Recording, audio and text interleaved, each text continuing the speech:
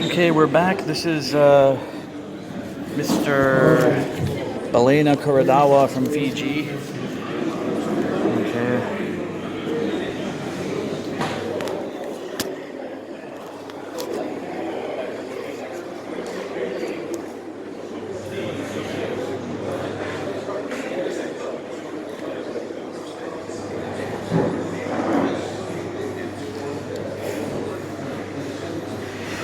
Please have a focus around, Bishop focus around.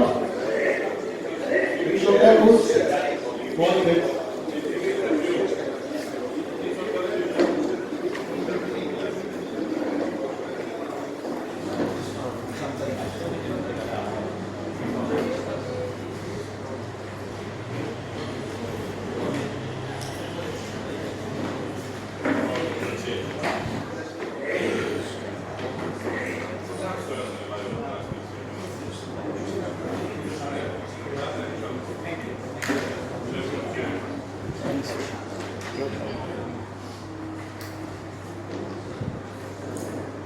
Alright, so most of us here, so let us start.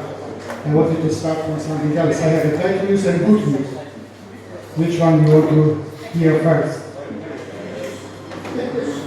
Bad news, sorry, Nuncio had to go because he has some diplomatic arrangement meetings, but he will be back tomorrow when he will be back with us. The good news, you want to hear the good news? Yes. Yeah. Today Bishop Rockus has a birthday, so I want to sing happy birthday to him, but he's not with us, he's just behind giving the report to the NBC at this moment. Isn't that more bad? So, but anyhow, when he will come, so we will sing for him happy birthday. So, okay, so now I have the privilege to introduce our second note speaker. And during the first session we had a lot about the movement, paradigm movement from the clergy to laity in our mission approach. So now we will listen to layperson. Mr. Paolo Baleinakorodawa, sorry for his pronunciation of your name, so it's hard name to pronounce. So he is from Fiji. Mr. Paul is a co-founder of Transcend Oceania, a just peace and development regional non-government organization based in Fiji. Previously, he served many roles as a peace building specialist in various peace building and development organization and institutions. Mr. Paul has worked as an independent peace building consultant across the Pacific, so I think many times he came to PNG tour, what I have done. Providing peace and conflict training, technical support and monitoring, as well as providing group process facilitation as a non-violent strategy. He has championed initiatives on engaging men and boys to transforming aggressive forms of masculinity for gender equality, and has also done extensive work in facilitating trainings in conflict transformation, trauma healing and dialogue in Asia and Pacific. His special interest is in restorative justice, positive masculinity and dialogues as non-violent strategies to addressing conflicts and violence. I think that's something for us in PNG. He has extensive working experience with government, the security sector, and churches and civil society in Bougainville, Fiji, Island, Tonga, even Philippines. He holds MA in Conflict Transformation and Peace Building from Eastern Mononiki University in USA. So I'm happy to introduce and welcome Mr. Paul here to address to us now. Let us put our hands and welcome.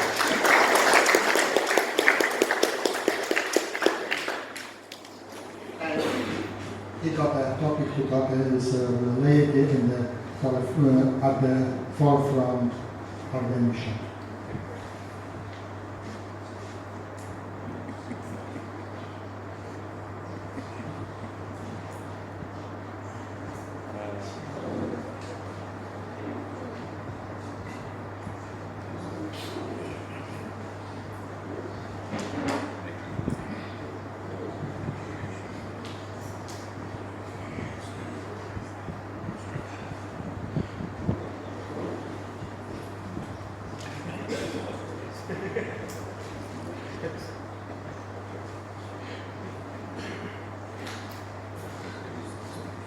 You will see just one slide.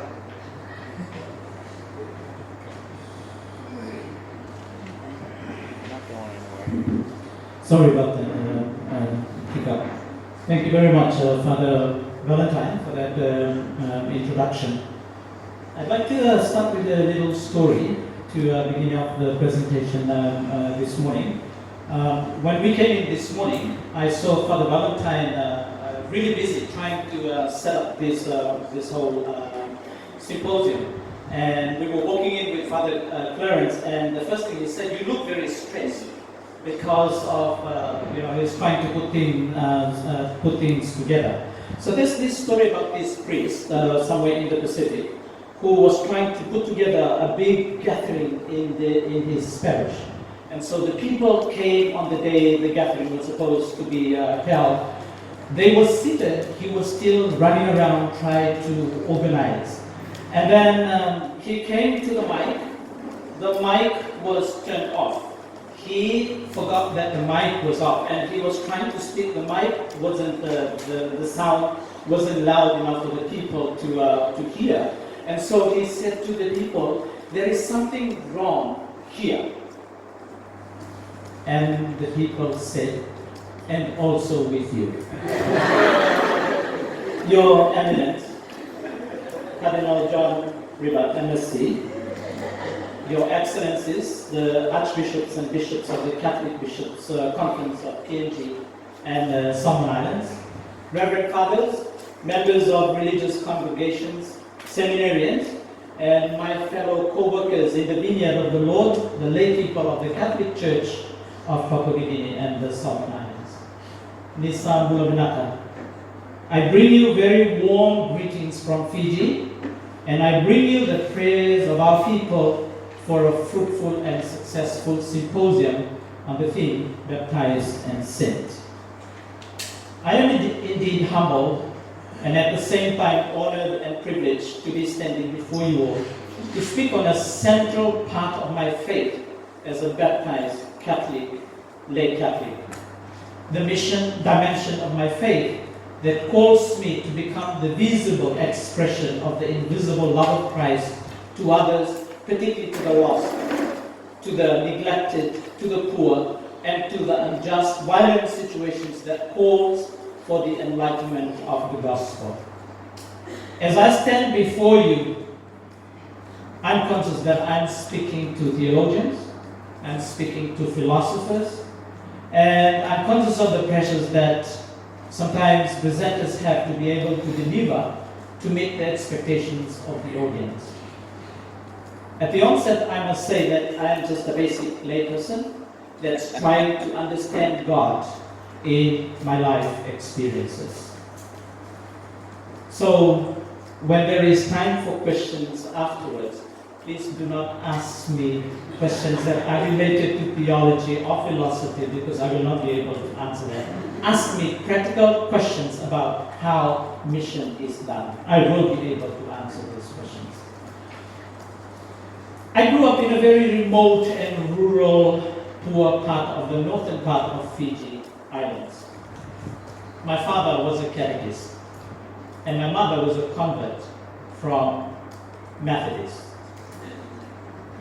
There were only two churches in the whole district of 11 villages, Catholic and Methodist. The priest would only visit us in very special occasions like Easter and Christmas, as the parish was made up of many, many scattered communities in a geographically challenged location, from the coastal lowlands to the rugged highlands and mountains. There were only a few catechists, and they had a roster drawn up on conducting paraliturgies in various villages. As a child, I remember accompanying my father in those long walks for the Sunday paraliturgies. I enjoyed helping him set up and assisting in the service. I became an altar boy in school and was always looking out for whatever small ways I could help out in the church. I sensed at a very young age that God had a calling for me. Sometimes thinking about priesthood as a vocation, I ended up in teachers' college and became a teacher. After teaching for some years, I heard about an overseas lay mission program established by the Missionary Society of St. Columban in Fiji. I became interested, I applied, and was accepted into the program. During the orientation months to prepare us for overseas mission, I was introduced to many church teachings regarding mission and the role of laity from catechism classes, the role of laity in the mission of Christ. I thought that I had known everything about my faith from catechism classes I received from home and school, the religious education lessons learned at Teachers College, the sermons from priests on Sundays, which at times I find not challenging enough and boring, and even the parish programs.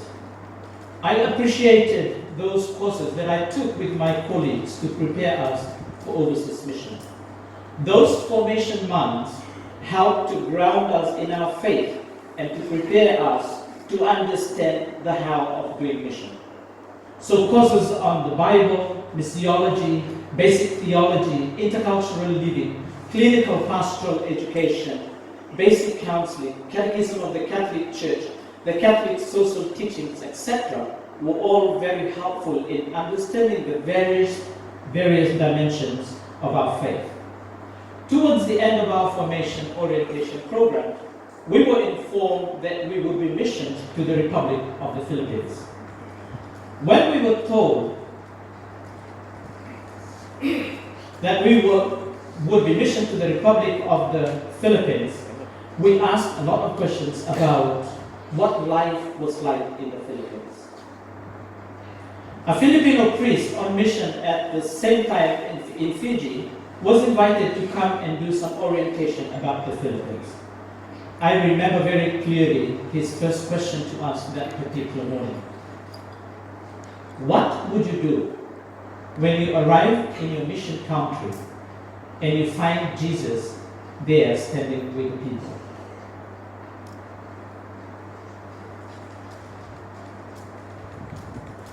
We struggled with that question.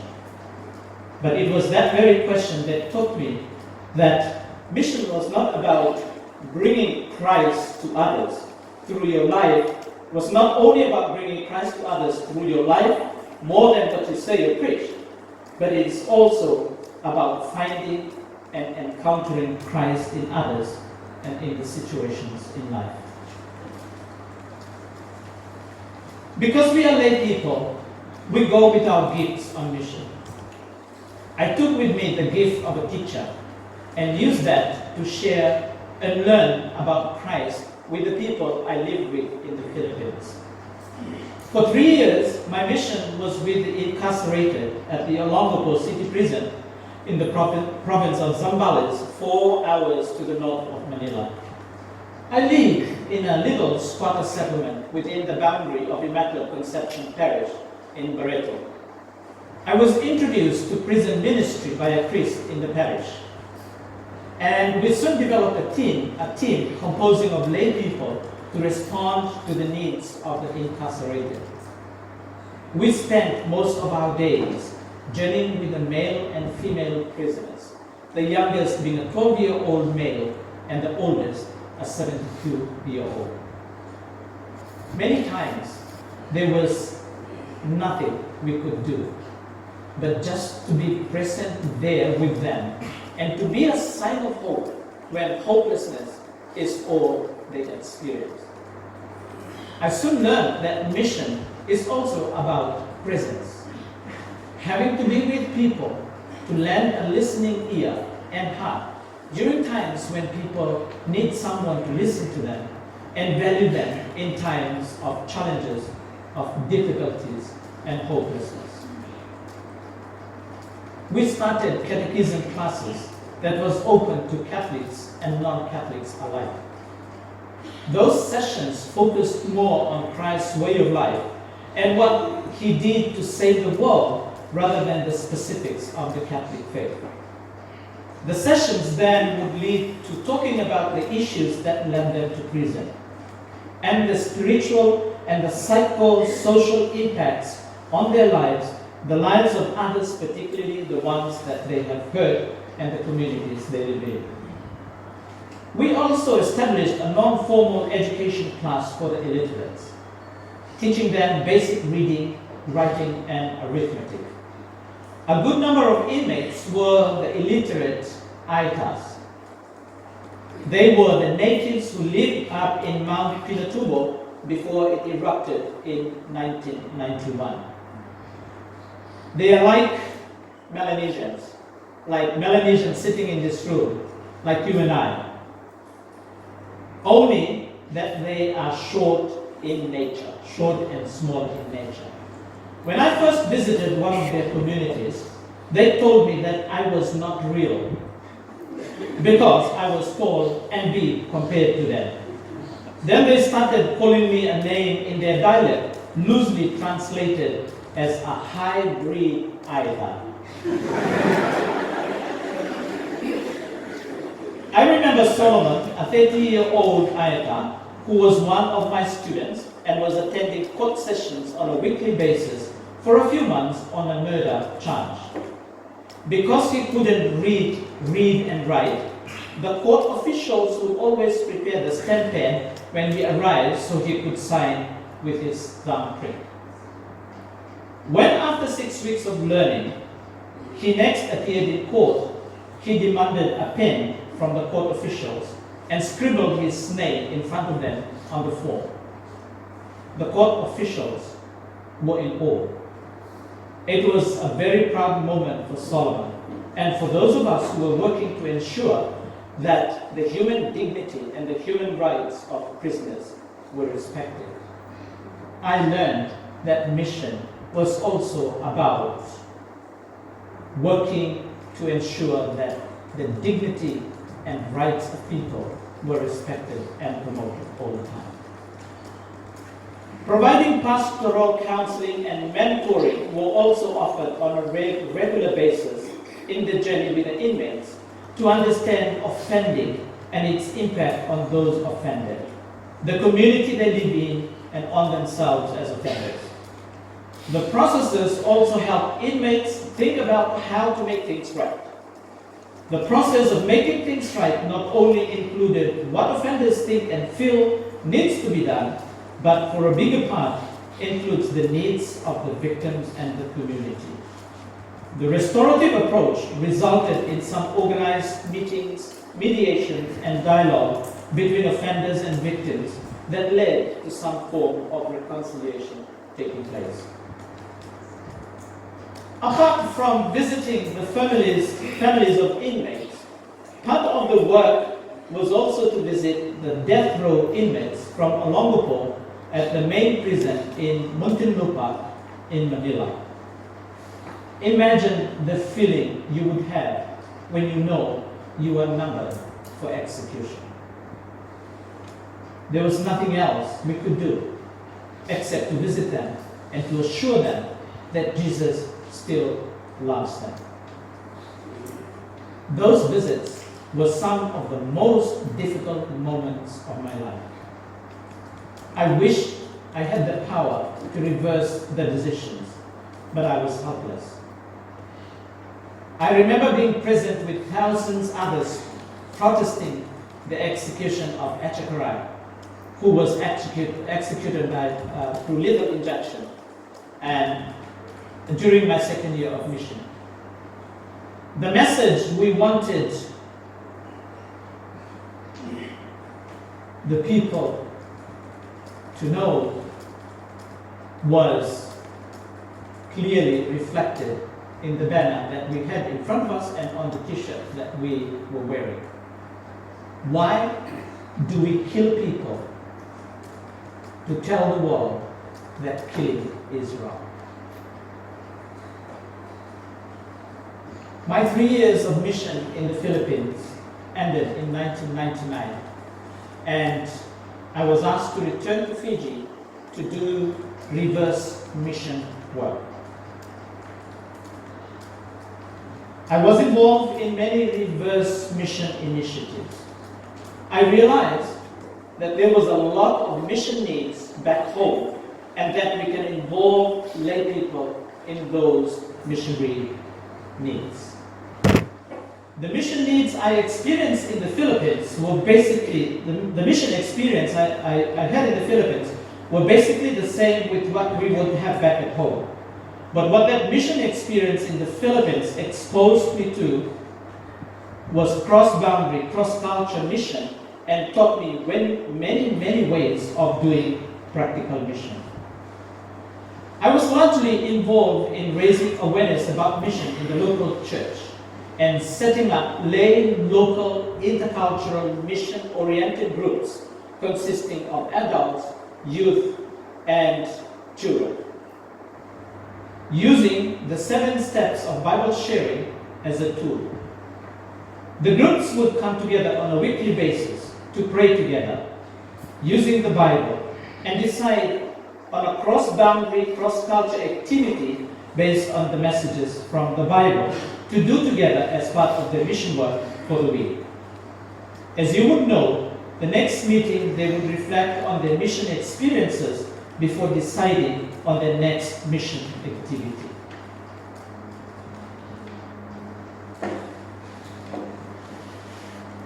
Another initiative we started was on evangelization outreach programs. Teams consisting of lay, adult, women, men, and youth are involved in some training programs and are sent out to run evangelization programs in other parts of Fiji that are hardly visited by priests. Simultaneous programs for adults, youth, and children are facilitated by the mission team, and there were bigger group sessions as well. A priest accompanies the team only to celebrate the sacraments and act as an advisor, particularly in relation to theological issues that surface during the encounters. Mission promotion and vocation drive in parishes. Part of the mission awareness was also to set up teams that would go on mission promotion awareness and vocation drives to schools, to parishes, to communities, and institutions. These teams composed mostly of lay people and religious.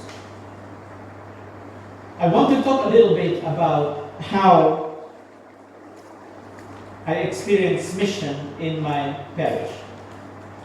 I chair the Parish Pastoral Council of one of the biggest parishes in Fiji, the Our Lady of Fatima Parish in Nadera. As a council, we focus on the pastoral needs of our members. To be able to understand the pastoral needs of the diverse groups in the parish, we visit the communities to listen to people about what they feel are their biggest pastoral needs. We realized that our catechetical programs had a major gap. It lacked consistency. From baptism to confirmation, children receive their first instructions on the sacraments. But from one sacrament to the other, there was a gap of about 5 to 8 years before another instruction is received in preparation of the reception of the next sacrament. And if religious education is not a priority now in our Catholic schools because of our current government policies, then the children have missed so many years of faith formation in their lives. The council then decided to see that Part of their mission was to provide weekly community outreach catechetical programs after community weekly masses by the priests. The sessions would be designed according to the liturgical cycle of the year, and we focus our catechism programs on that. For many years, the parish pastoral council meetings became business meetings, where the business related to pastoral needs of the parish were discussed. We realized that the leaders were missing out on faith and theological dimension of their role as lay leaders. Recently, we have reformatted the meeting procedure where we recognize the meeting time as an opportune time for faith formation for our lay leaders. This new inclusion in our pastoral approach included leaders studying and discussing key documents of church like encyclicals, example, Laudato Si. Like the 7 steps Bible sharing shared earlier, our parishes in Fiji has adopted the small Christian community concept. The 7 steps tool used in small Christian communities is becoming a tool that is invigorating the mission spirit of the lay people as they feel inspired by the sharing on particular Bible passages and feel called to reach out to the poor, to the needy, to the sick in their communities. I'd like to end with this little passage on laity on mission in the contemporary world. Catholic laity can actively participate in mission based on their diverse and varied charisms to transform the world we live in. Now more than ever, we need the evangelizing presence of the fully and truly committed Catholic Christians to bring the message of Christ to wherever they are and to penetrate the perfect life with the spirit of the gospel. The lay faithful must bring and live the faith in a secular world. The realms of the spiritual and temporal are distinct, yet are very much interconnected. Hence, each and every Catholic layperson must live and share the gospel values wherever they go, be it their work, their office, community, even in politics.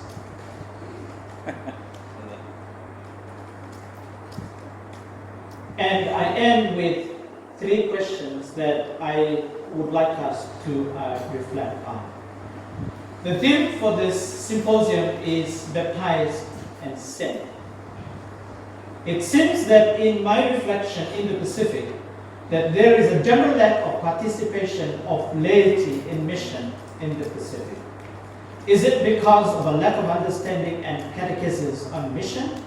Or lay people continue to see sent, particularly the second part of the theme, as the work of priests and religious? We need to find out why. Number 2, how can we instill and sustain the desire for mission amongst our lay people in the Catholic Church? And the last question, how can we prepare the laity in their role for mission in a world confronted by injustices, violence, greed, and lack of respect for human dignity and rights of people? Thank you very much.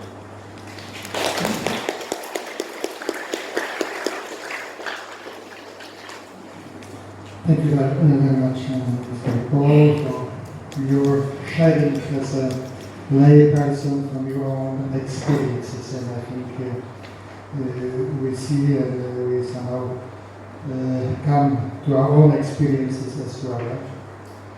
So your idea about mission is being, going, giving hope to others, not just doing something, but being, giving hope, and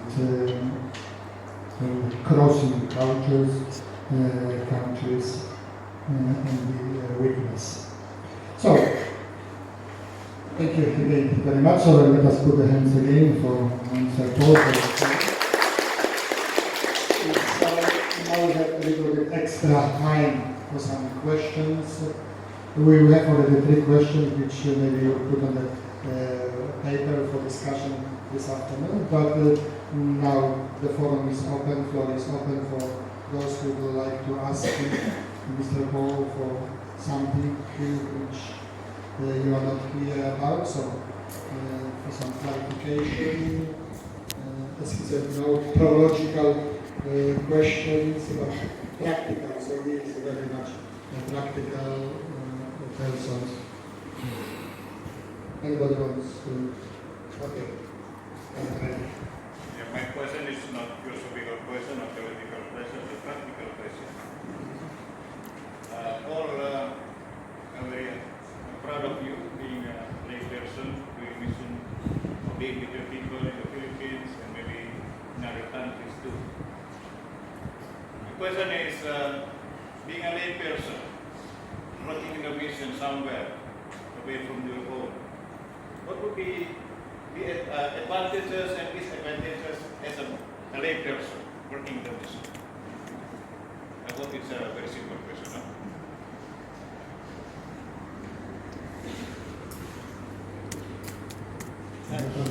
Thank you, Paolo. I don't think the 7-step program is well known here in Malaysia, am I right? No. Okay. It might be useful to give us a brief explanation of what the 7-step program is and how you see it useful for mission. Thank you. One more, and we will ask you to. Joseph on the 7-step program.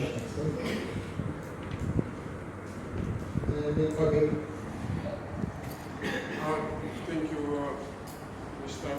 for what all of you saying. I think I'm inspired of the question which the priest from Philippines asked you. He said that what would you find when you go to a mission territory and you find Jesus Christ staying with the locals there? So that brings a very, very critical question here. And I'm just wondering whether Rome is conscious of this also. Is conscious of this.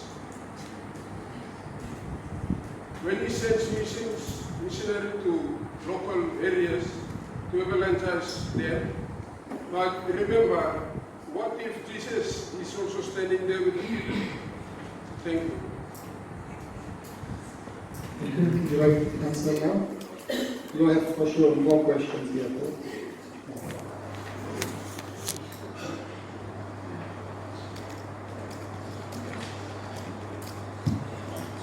Thank you. So the first question is around advantages and disadvantages of going on cross-cultural mission.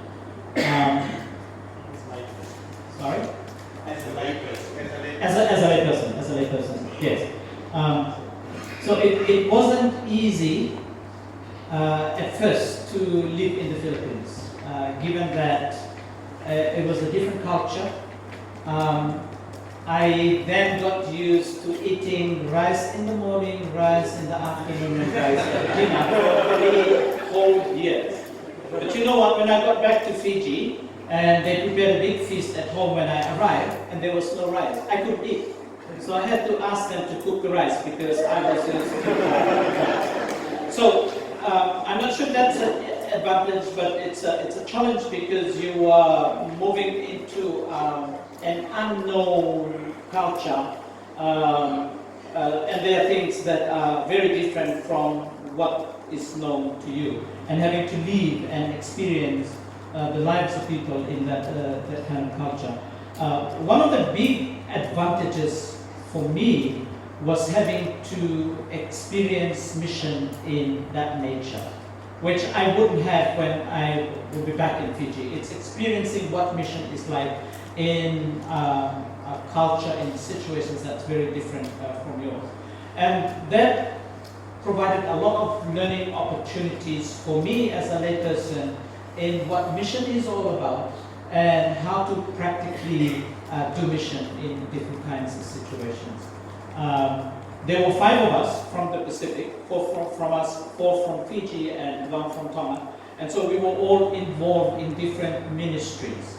But also one of the biggest advantages for me, the learning was from learning from poor people, because I actually lived in a squatter settlement, living with the very poor people. So having to, and this is related to the question that was asked, the third question, having to relate to how do I find Christ in that kind of situation. It's not the thinking that I'm bringing Christ, but how do I find Christ to transform my life as a layperson, to be able to transform other people's lives in those kind of situations.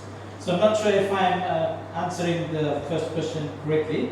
I'll go to the 7 steps. The 7 steps is a Bible sharing methodology that consists of 7 different kinds of steps. But it's trying to encourage, the way we do it in Fiji, it's trying to encourage the Catholic lay people to use the Bible more often in prayer rather than the traditional rosaries, novenas, and all those things that we are known on. So it's actually using the Bible to pray with the Bible and from the Bible. So there's different steps. There is a Bible passage that we focus on, and in Fiji we focus on the gospel passage of the next Sunday. So this week we will focus on next Sunday's Bible gospel passage, and we will read it 3 times. There's a different steps of doing it, and then there's a section, there's a step where you say the word or a short phrase that strikes you from the Bible passage, and then it's open to sharing. We are not saying we are preaching or we are doing a sermon on the Bible passage, but it's a sharing methodology, because we don't have, we don't go through the trainings that priests go through in the seminary to be able to interpret and to tell the people about the interpretation of the Bible passage, but we're just sharing how we feel God speaks to us from the Bible passage that we've just shared. And then the whole process ends in what we call a word of life. A word of life is a word that seems to connect all the sharing and focuses on a particular concrete action that we could do together as a group, as our mission for the week. And then we will go out and do that. It could be visiting somebody who is sick, visiting people in hospital, visiting the prison, or in some rural areas is helping to renovate an old woman's house. So it's those kind of things that we do arising out of the word of life that comes out from the sharing. And of course, in the next week, that gets shared, and we reflect on how we are understanding our faith, understanding God in the work that we do in the word of life, and then we continue with the next process for living out the gospel messages in the same week. So that's probably a shorter explanation of the 7 steps. I'd say it's been introduced in the Archdiocese in the last 2 years, and it's invigorating. It's actually reigniting the faith of the people because of the coming together in small Christian communities, sharing, and then going out in those mission activities. And then yes, Father Edgar's question, Edgar Javier is the name of the priest who's based in Fiji. He asked us that question. So, because throughout our training, and he was the last person coming in to give us some faith formation programs on missiology, and throughout the training, the 6 months of training, my head was around mission, meaning that I am going to be bringing Christ to people who do not believe Christ. But then when we found out that Philippines is a predominantly Catholic country, and Father Edgar asking us that question, we really struggled on how to answer that. But then in the end, we understood that it's not only about bringing Christ, particularly for us as lay people, in the way you live your life, more than what you say and do and speak, but it's also about finding Christ in those situations.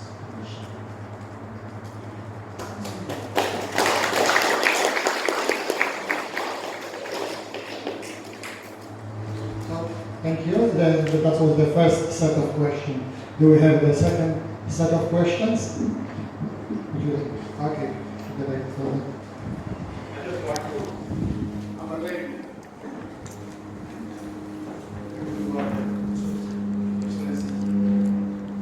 Just what he said. I've been to a president. I've been to government presidents who said how we find Christ.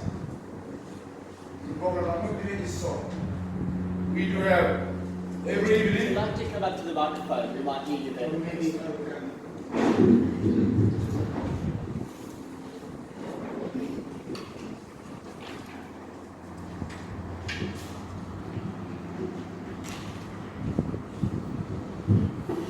I just want to say what you have said, just to head on.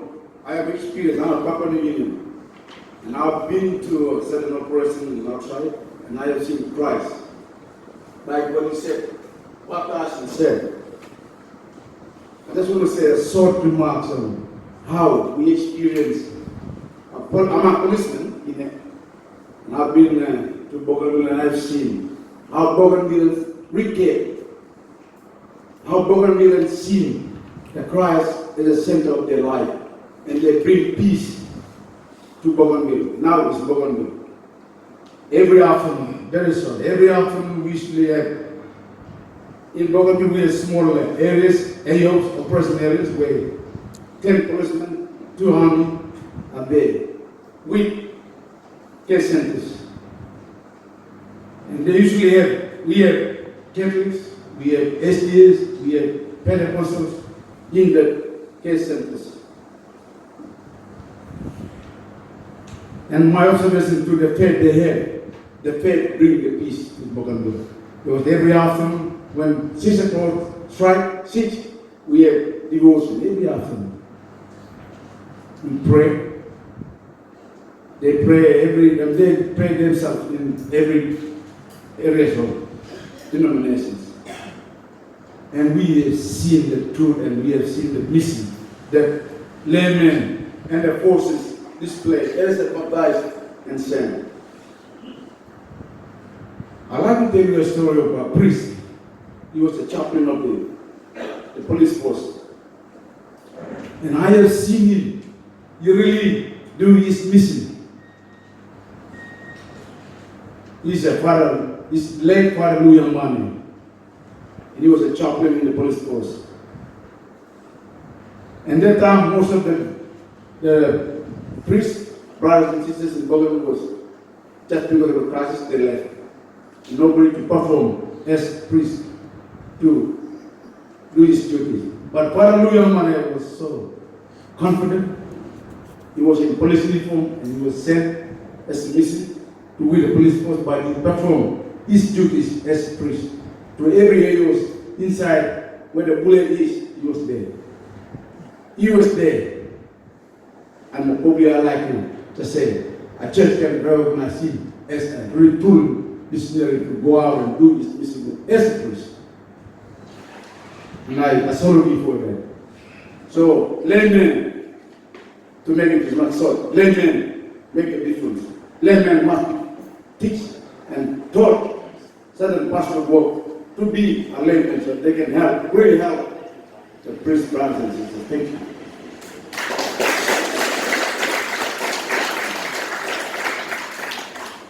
Okay, thank you very much. Anybody else?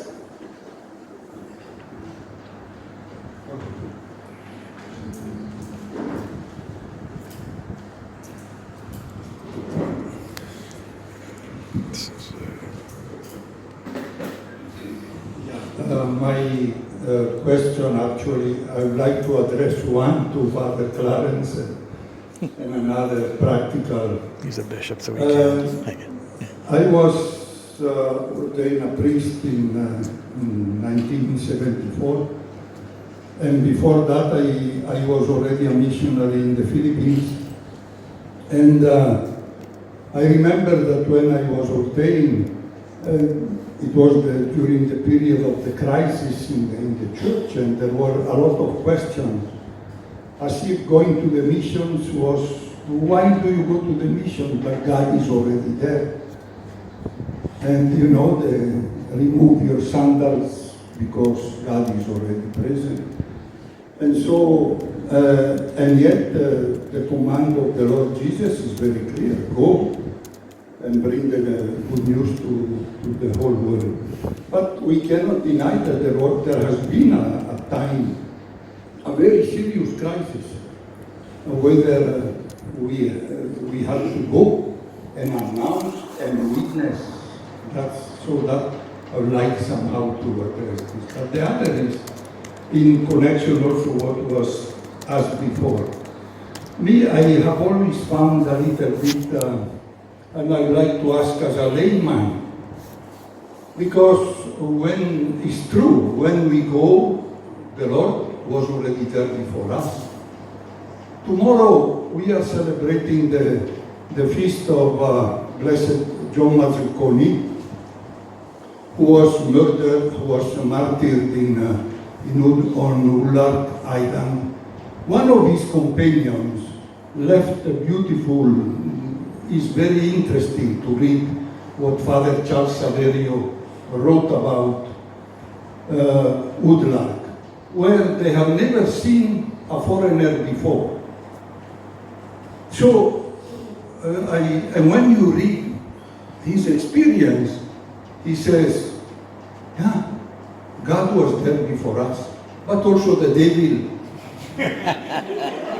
So my question is, as a layman, did you experience the presence of the devil? That was the question of Archbishop Francisco Confilo from Paolo. Clarence, okay. But this is the time of a layperson. I don't want to interrupt his time. Just to address the concern, I think it's something that also came up during the coffee break.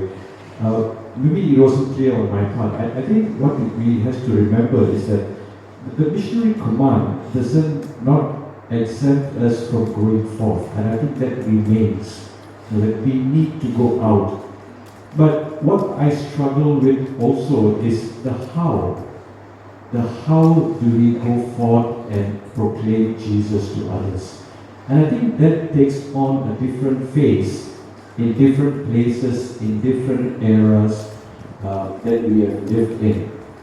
I do not say that things are dramatically or drastically different, but I think that the landscape that we are in, the context that we live in, has changed tremendously. And how do we proclaim? I think that has not changed. The missionary command is as good as 2,000 years ago, and I think that has not changed. But as I said at the end, I found that these missionary documents that keep coming up, they come up at a time when there is a kind of a sense that the church is beginning to look at itself and for its self-preservation and not going out. A kind of a self-protection mode. I'm sure many of you, and I don't want to get into this controversy, many of you understand, the difficulties that Pope Francis is having also in trying to renew the church, to bring in new ideas. There is also resistance within the church, and we can have a whole symposium on that. But the reality is that if we start making ourselves as the center of the world and just keep looking at ourselves, that's the danger. The danger is that, we become the end of everything. So, the extraordinary missionary month that we are celebrating, I'm always tempted to say missionary year because back home is here. I think it's a good reminder to the church that we need to go out. We need to get, to put it crudely, to get out of our comfort zone. And I think we have kind of fallen into a kind of a rut. We are comfortable with what we have and what we do, and we do not want to think out of the box as to what needs to be done. So I think that is the challenge for us. And I think that changes and that evolves what it was in 1990 or the 50s or the 60s, the 70s, and now going into 2020 and beyond, what does that mean for us? Whatever we do, it does not take away the need to be on mission. That we are put here at this particular time, at this particular location in the world, that we are meant to reach out. So I would like to just re-emphasize that it does not take away that mandate. The mandate remains. That we need to go out of ourselves. As I keep saying, I understand that this centenary celebration is a good reminder to us that we have to move away from ourselves to reach out, and how it takes, as I said, in different forms, and that's something that we can discuss. I have ideas about my own context. I do not have ideas about the context with PNG and Solomon Islands because I am not DJ enough to understand. But I think this discussion can continue and to see how we make that a reality. I hope I did something. Thank you very much. Okay. So now the answer from Mr.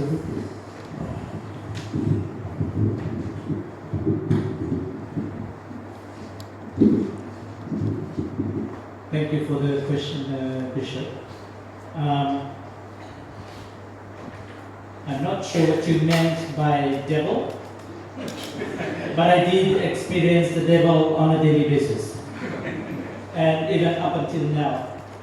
And so for me, the devil is manifested in the injustices that are in society. That for me, part of the mission work that I was doing was trying to address the work in the prison, the work outside the community. So yes, while God is present there, the devil, evil, also is present in the forms of those injustices. So it's a normal, everyday encounter with those things, and what we try to deal with in mission work as laymen.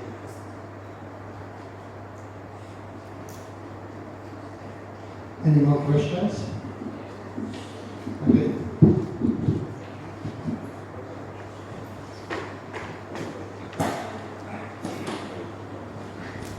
Just a few steps.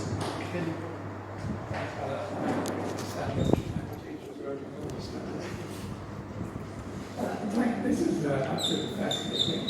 I'd like to just tell a little story which illustrates this idea that we do not come as missionaries to bring Christ. We experience Christ. I came to Papua New Guinea back in the early 60s as a primary school teacher, recruited by the Australian administration, who had finally woken up after 100-something years and decided to develop primary education in Papua New Guinea. And I worked for the education department for 6 years, and then I switched over and was a lay missionary teacher in one Catholic and one United Church high school. Finally, after about 15 years or so, 15, 16 years in Papua New Guinea, I approached the Bishop of KVA, and he accepted me for the diocesan priesthood. So I went to Australia, became a Catholic, became a priest at St. Paul's Lay Vocational Seminary, was ordained at the age of 44, came back to Papua New Guinea, took on Papua New Guinea citizenship, and here I still am. So people call me a missionary. Now, just supposing I had gone to Australia as a young man, become a teacher there, taught there for 15 years, approached an Australian bishop, was accepted for an Australian diocese, would the Australians call me a missionary? So why am I called a missionary in Papua New Guinea? I did not come here to bring Christ. I found my vocation here, because I found Christ here. And I didn't find him in the public servants and the business people and my fellow teachers. So I found him in the ordinary and lovely people of New Ireland. I didn't know any other part of Papua New Guinea, just New Ireland. So New Ireland gave me my vocation. The people of New Ireland, the gratitude to them is eternal, infinite. So I just thought I'd let you know, we don't bring Christ here, but we certainly do find him here. Thanks for listening. Thank you very much. Anything else?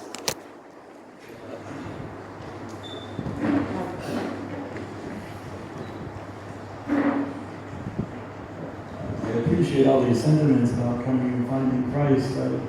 Just one question, and I wanted to maybe piggyback on the bishop's question about the devil. Who is an evil spirit. I think he's more than just injustice in the world, but he's certainly a spirit of evil and confusion. But I'm wondering why. What are we sending out missionaries for? What do you think?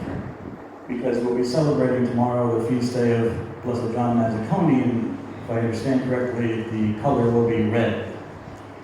So if he was coming to just find Christ, why was he killed?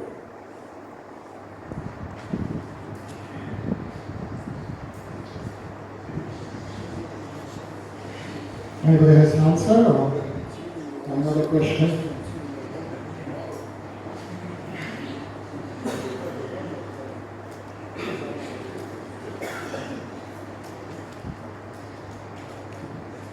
Okay, thank you. I think I will try to answer this question in my seminary knowledge. I think the very problem that missionaries were killed in the beginning, in the process of evangelization, I think we are going to blame the church again. I'm true. But we blame church because you like silent missionary gonna have. When you as a pope, you want to try to send a missionary to the local area there, you have to do your homework first, which we can always say our church did not do that because of little knowledge of our church. We are also evolving, trying to understand Christ. And so they send missionaries over. And so with the lack of anthropology they have in the seminary studies, whether I'm right or wrong, that will correct me, of the little anthropological knowledge of the faith they had in Europe and coming over here, with the lacking of anthropology skills and knowledge, they just went into that and approached the enculturization, which is quite very critical in these times. So I think the reason for the killings which are done, yes, it is also done by the devil himself, but also of the strategies which we have not properly grasped before going in. We have to understand the people first before sending missionaries in, which we, the church, has failed. And so it resulted in this. That's one of the answers I could give. Thank you. Thank you. One more.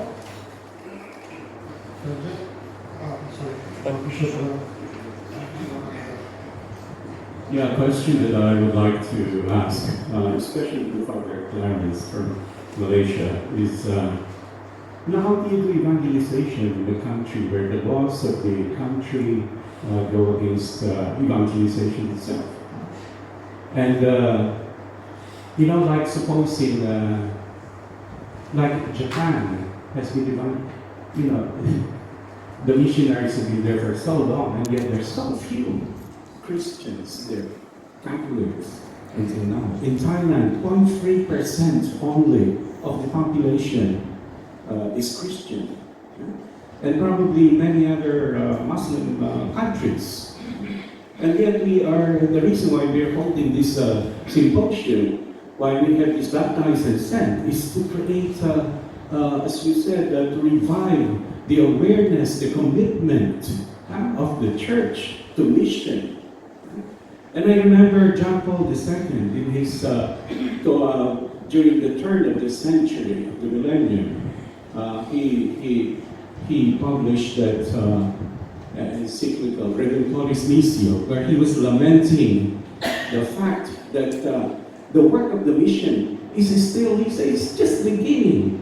We are not doing our work. We have not been following the mandate to go and proclaim the gospel. And because of, he mentions many things there, because of understanding of the concept of kingdom and all other things, you know. But the thing is like Pope Francis. Sometimes we don't want to even use the word Christ in mission. We are afraid to speak his name. And yet Pope Francis is saying, mission evangelization has to do with encountering the person of Christ.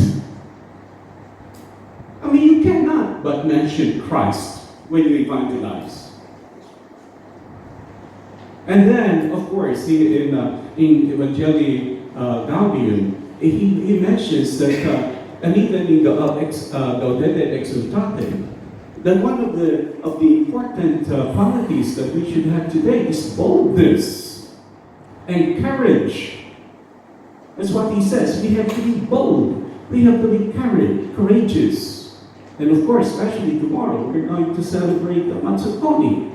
I was just thinking of all those missionaries, even in the first century, who laid down their lives for Christ. They were not afraid to give witness and to proclaim their faith in Jesus. And yet, it seems that today, we are so careful in such a way that John Paul II was saying, because of that, the mission itself suffers.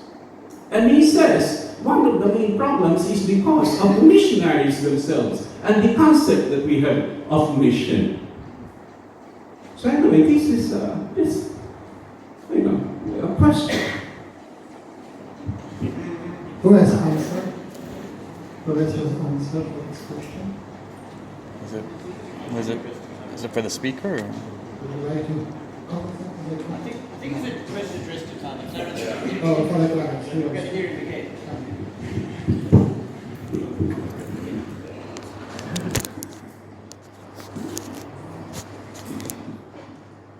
So all the tough questions are being addressed now. How do we do it in Malaysia? Yeah, that's an important question that we always keep asking ourselves. As I showed you earlier, we are just 9.3% of the total population, just slightly over 1 million out of a population of 32 million people. And I believe that evangelization or mission has got many different phases, in the sense that we can still evangelize in ways that are not, I hesitate to use this word, in the construct that we have had in the history of the church. I just wanted, as I was listening to some of the other questions, one thing we need to bear in mind is that one great example that I often use, we have two patrons in the church for mission, and both have shown two different examples. One being Francis Xavier, who has come to this part of the world, and the other is Therese, little flower, who never left her convent and was made the patroness of mission also. So in that sense, mission has got, or evangelization has got many different ways in how we do it. Let me just talk a little bit about, if I have time, a little bit about my own context, which I'm very familiar with. Because we are a minority, and because there are laws that prevent us from evangelizing, especially towards Muslims, there are others who are open to the realities of accepting or embracing Jesus. But there has been also, in the last 20 years, a kind of a revival in the respective faiths, in Buddhism, in Hinduism, because they themselves are beginning to see that they are under threat. And the threat seems for them are the Christians, you know, the difficulties, and we are constantly battling this challenge and trying to find some equilibrium in how we coexist with each other in a country that is multicultural, multi-ethnic. And we have to define in our own way what it means to evangelize, what it means to be on mission. So there are many things that we can do. As I said, I was talking at table, and I can share with one of the bishops. Sometimes the difficulty that churches face is because I'm not here to judge any particular group, but sometimes we have different groups that come from overseas, different missionary groups, and go door to door. And for the non-Christians, all Christians are the same. They do not know the difference between a Catholic, a Protestant, or a Jehovah's Witness, or you're all the same. You're all just the same, bunch of people, and causing a lot of tension. So we find new ways, and I think the ways that we have found is witnessing and dialoguing with one another as a way to embrace people. And having said that, every year in West Malaysia, in Peninsular Malaysia, we have about 800 people who are received into the Catholic Church at Easter Vigil.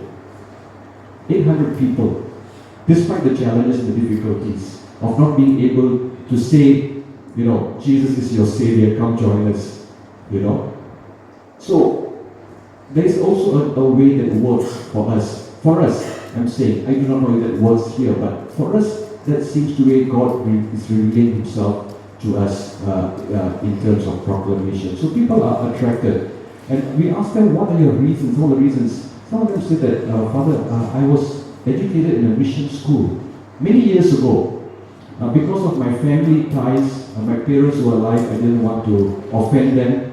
And now they are no longer with me. I've been instilled good values, good Christian values, and now I want to embrace Jesus. So there are many ways I think God makes His face known, especially. So for us, we also have to deconstruct and reconstruct new ways of how we want to evangelize. And I think something must be working if we get about 800 people into the Catholic Church here. I'm not saying, I do not know how many people leave the church during the year, but that's a secondary point. But 800 adults who are baptized at Easter Vigil. So I think there must be something right that we are doing, and maybe that's where God is revealing Himself to each one of us.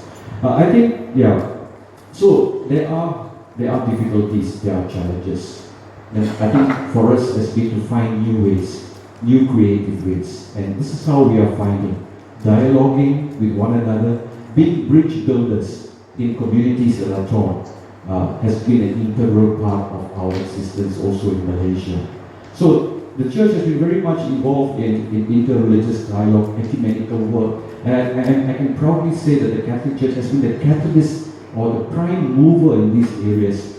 In a time when we have lost our public face, because in the early ages we were there because of, we were well known for our education, we were known for our healthcare services and other social services. Now these are all being provided for by many other organizations, and we have lost that public face of the church. But this new face that God has offered us is also bearing fruit. So we are finding new ways. That's it. That works for us.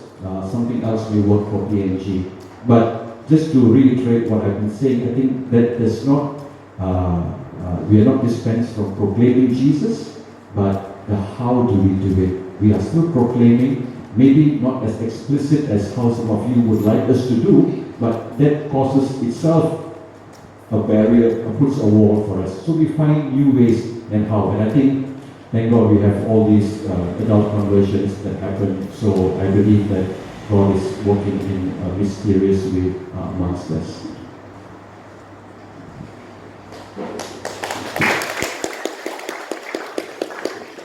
And that's why that's now we are coming to the end of our morning session. So let us give a clap yet to Paolo. Where is Mr. Paul for the introduction? Now, before we finish our morning sessions, so just a few information. So now there will be light lunch. I'll explain lunch.